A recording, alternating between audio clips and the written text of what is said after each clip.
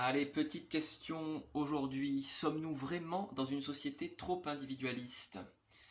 Qu'entend-on par individualisme? Évidemment, si on parle d'égoïsme, une société remplie de personnes qui n'ont aucune solidarité, c'est dommageable.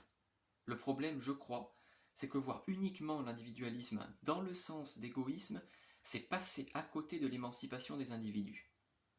Et croire qu'une société d'individus émancipés serait une société d'égoïstes, c'est vraiment avoir une vision sombre de l'humanité, une vision sombre et fausse. Actuellement, nous sommes dans une société capitaliste libérale.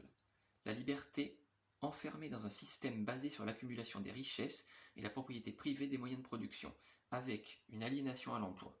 Pour résumer. Le piège est là. Tout est possible à condition d'être riche. Kluskar aurait dit « Tout est permis, rien n'est possible ».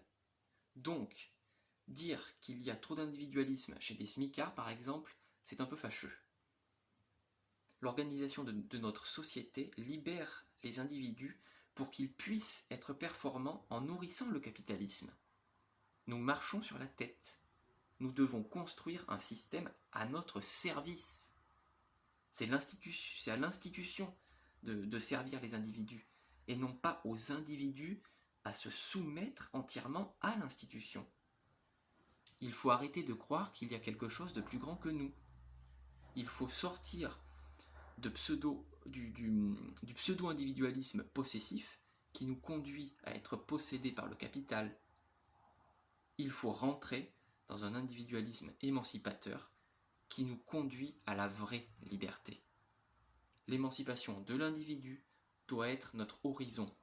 Ne nous y trompons pas.